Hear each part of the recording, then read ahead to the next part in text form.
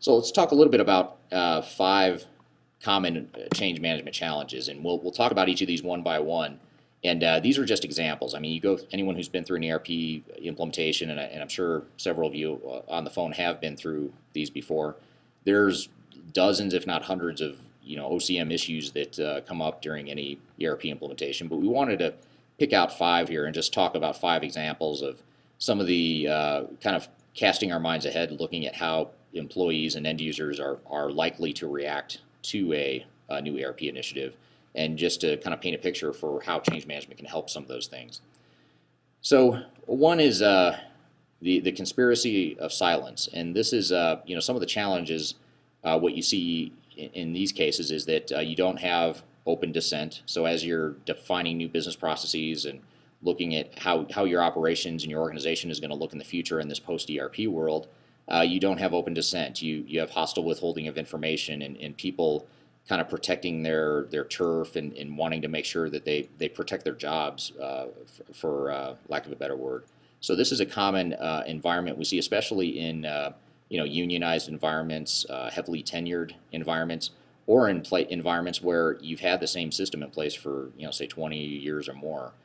People have become very, very comfortable with it. So you'll start to see more of this because it's such a massive change that you're talking about, and it really is rocking their worlds, and kind of threatening their livelihood in some ways, and they being employees here. So the way change management can help to address this is to look for the origin of what that anxiety is. Where's that coming from? Is it because people are worried about losing their jobs? Is it because they think they're going to be less valuable because now you're going to have a new system that automates their process? Is it because they know their jobs are going to change and they don't understand how it's going to change, so they're going to try and protect things and keep things the way they are? So just understanding what the origin is, and then starting to identify what's causing that resistance, confronting the resistance, and then that's kind of the soft side of just really getting an understanding of what the problem is.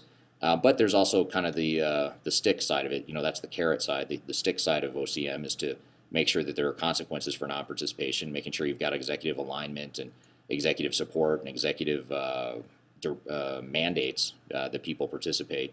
Obviously, a lot of times you see lack of participation when executives aren't fully on board, or executives aren't providing that directive. That's where a lot of times you'll start to see this type of behavior. So you want to look at what's causing all this, and then put together a change management plan, communications plan that starts to address some of those challenges. Another common challenge or mindset, if you will, during an ERP implementation is the thought of we go live when. So just kind of a lack of understanding of how much time do we really have to get this done. And here's the tricky part. When a lot of times when companies go into implementations, they have overly optimistic views or project plans on how soon they can actually get their system up and running. Unfortunately, a lot of that is driven by kind of mismanaged expectations during the sales cycle, from the ERP sales some of the ERP sales vendors or sales reps. So that creates a tension here that it creates a problem, not just for change management, but for the overall project. Is how are you going to get all this stuff done in time to make an effective go live in a way that's going to not put your entire business at risk. So there's a thought that a lot of times companies have that you really want to be thinking about, and it relates to the second bullet under challenges here, which is a lot of times companies think there's not enough time to do it right, but there's plenty of time to do it over. It's kind of a disturbing way to think about, but a lot of companies do think that, hey, we just need to get this project done in 12 months. We committed to 12 months. We don't have the budget to go any longer. We can always go back and fix it later. It's a very dangerous and slippery slope that entails, but a lot of companies do that. So what ends up happening is a lot of times you end up flexing the scope rather than go live date. The go live date and the budget become fixed, and you end up stripping out scope in terms of functionality of the software, but also change management, training, communications. You start stripping stuff out because you just want to get it done, and that's a tricky thing. And obviously you want to make sure that change management can help alleviate some of that by resolving competing priorities, escalating issues to the executive team, and making sure they understand what the critical paths are, and what the organizational impacts are. And then it's also important to have a plan B. What's going to happen if you don't hit that go live date? What's the fallback plan? Some of the stuff we're talking about isn't just related to change management too. Obviously, it's also related to general project management. They're important points that are worth considering along the way. The third challenge is time to process, and making sure that employees have time to process and understand and digest what the changes to the organization are going to be. So when I talked earlier before about how a lot of times companies don't begin the training or begin the change management process until they get to end user training, this is exactly what we're talking about here.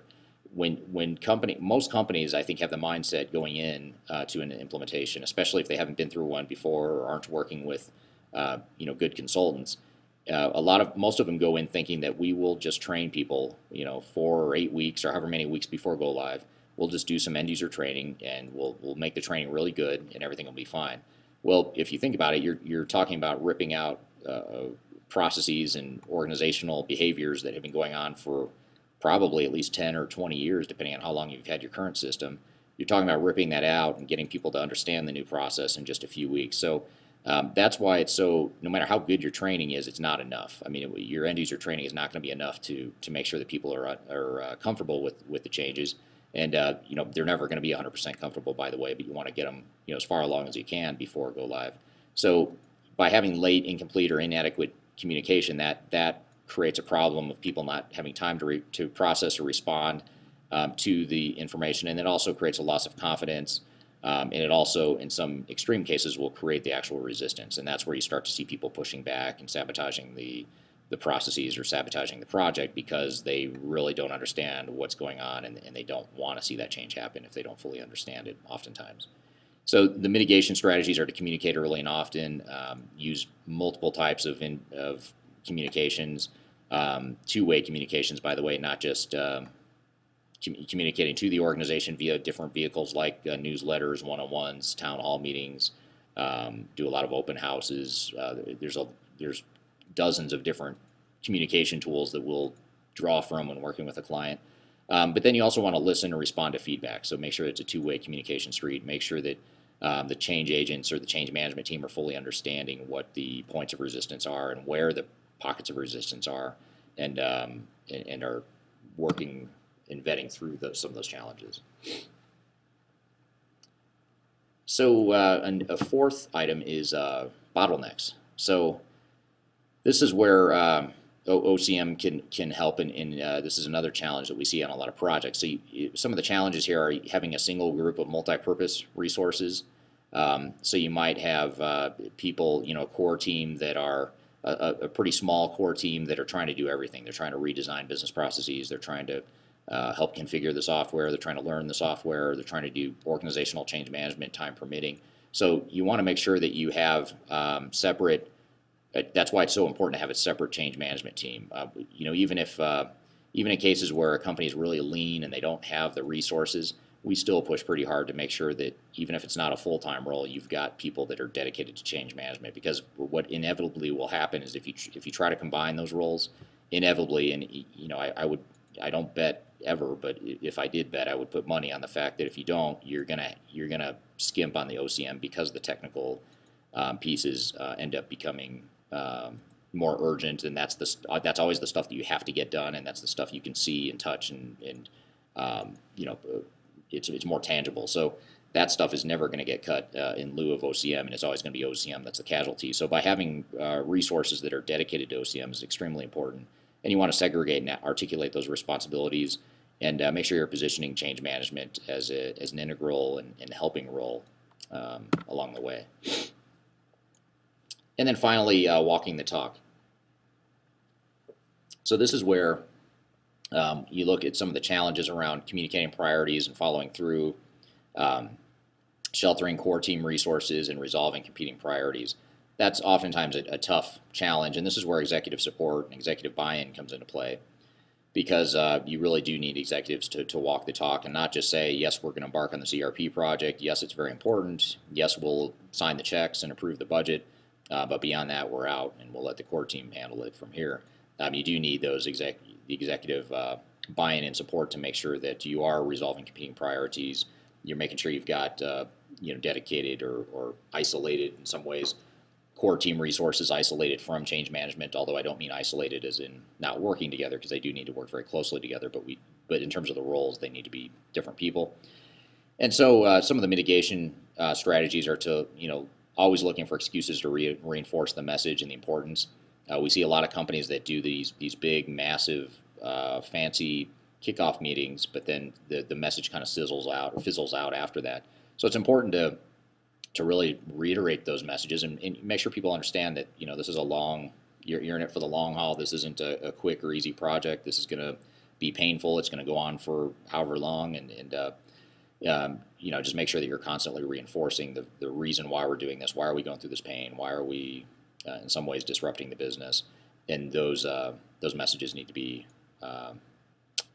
continuously reinforced.